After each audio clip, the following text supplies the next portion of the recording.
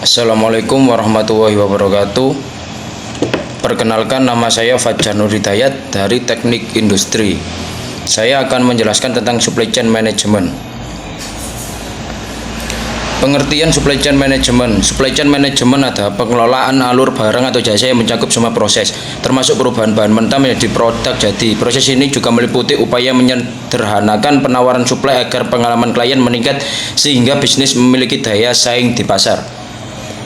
Tujuan supply chain management: 1. Mengidentifikasi potensi masalah. 2. Mengoptimalkan dinamika harga. 3. Meningkatkan alokasi persediaan barang. Jenis supply chain management. Dari penjelasan di atas terlihat bahwa tujuan dari penerapan supply chain management adalah memaksimalkan nilai yang dihasilkan perusahaan secara keseluruhan.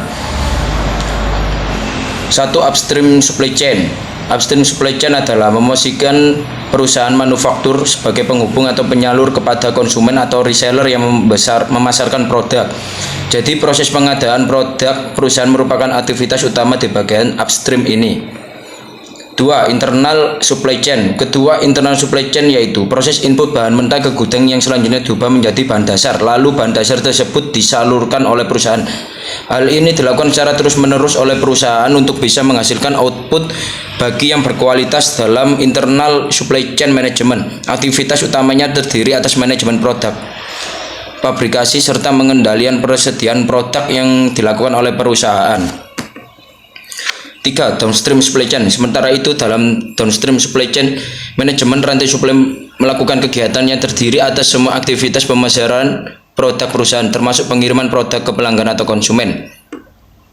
Contoh supply chain management: mengingat pergeseran operasional bisnis ke platform digital, rantai pasokan pun mengalami perubahan. Karena itu, kita perlu membedakan contoh supply chain management untuk perusahaan atau konvensional serta e-commerce. Perusahaan konvensional: setidaknya ada 6 tahap dalam rantai pasokan perusahaan konvensional, yaitu sebagai berikut. 1. Pengadaan bahan baku. 2. Pengiriman bahan baku ke pabrik. 3. Proses produksi di pabrik. 4. Pendistribusian barang. 5. Pedagang retail, konsumen akhir atau pelanggan. Perusahaan e-commerce, yakni perusahaan konvensional. Perusahaan e-commerce pun perlu mengelola rantai pasokan untuk mengantarkan produk ke tangan konsumen akhir. Namun karena natur bisnisnya sedikit berbeda, proses pengelolaan supply chain di perusahaan e-commerce pun tidak sama dengan perusahaan e-konvensional. Di bawah ini contoh supply chain management untuk perusahaan e-commerce: transaksi di e-commerce. 2. Penyelesaian pembayaran serta proses pemesanan. 3. Pengambilan produk dari gudang. 4. Proses pengiriman. 5. Konsumen akhir atau pelanggan. Implementasi SCM pada suatu perusahaan. Di PT Kertara Jasa Raya, pencapaian perusahaan berdasarkan visi dari PT Kertara Jasa Raya yaitu menjadi produsen karung plastik dan aksesorisnya yang terkemuka di dunia dengan menempatkan diri sebagai produsen global industri karung plastik internasional. Tujuan ini tentunya tercapai karena PT Kertara Jasa Raya memiliki misi yaitu membangun PT Kertara Jasa Raya menjadi suatu perusahaan yang terus maju, tanggap, dapat dipercaya, memenuhi semua permintaan karung plastik dengan aksesorisnya baik untuk perdagangan domestik maupun internasional. Sejauh ini PT Kertara Jasa Raya sudah berhasil memperluas cangkupan distribusi karung plastik ke berbagai negara, diantaranya Kanada, USA, Brazil, Afrika Selatan, Cina, Myanmar, Thailand, Vietnam, Singapura, Malaysia, Korea Selatan, Jepang, dan Australia. Tahapan produksi berikut ini merupakan tahapan produksi pada PT Kertara Jasa Raya untuk menghasilkan produk woven bag dan jumbo bag. Woven bag, jumbo bag. 1. Mesin extruder. Tahap awal produksi yaitu pada mesin extruder. Pada tahap ini dari bahan baku biji plastik berubah menjadi benang plastik sesuai dengan ukuran dan ketebalan yang ditentukan. 2. Flat yam. Setelah menjadi benang plastik hasil dari mesin ekstraktor lohia 1, selanjutnya tahap kedua diarahkan pada mesin flat yam yaitu proses pemintalan benang. 2. Mesin circular loom. Tahap kedua yaitu pengerajutan benang pada mesin circular loom yang lebih besar menjadi lembaran karung lalu digulung atau roll. 3. Mesin stakotek atau laminating.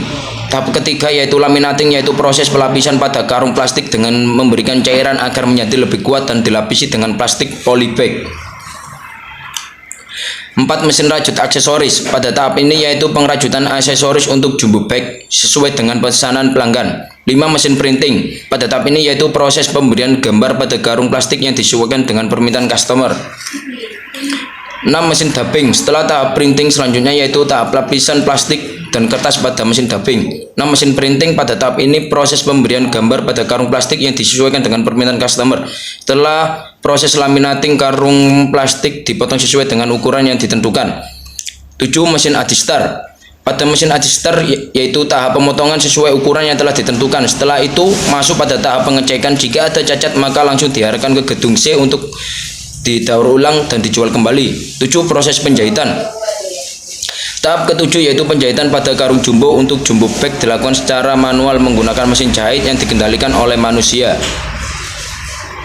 8. Clean room. Tahap selanjutnya yaitu pensterilan jumbo bag dari kotoran dan logam yang menempel. Mesin yang digunakan pada tahap ini adalah metal detector.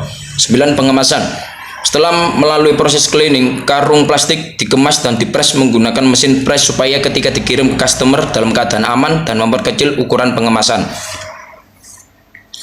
Kesimpulan, PT Kertara Jasa Raya merupakan pabrik memproduksi karung plastik FIBC atau disebut Flexible Intermediate Bulk Container atau bisa disebut jumbo bag, woven bag yang cukup dibilang terbesar di Indonesia dengan bahan baku utama yaitu PP, PE, PE. Pada tahun 1985, PT Kertara Jasa Raya memulai memperluas mengekspor hasil produknya ke pasar domestik maupun mancanegara terutama di Jepang dan Singapura. Hingga saat ini setelah 40 tahun beroperasi, perusahaan ini tetap mempertahankan kualitas produknya dan mengutamakan kepuasan konsumen.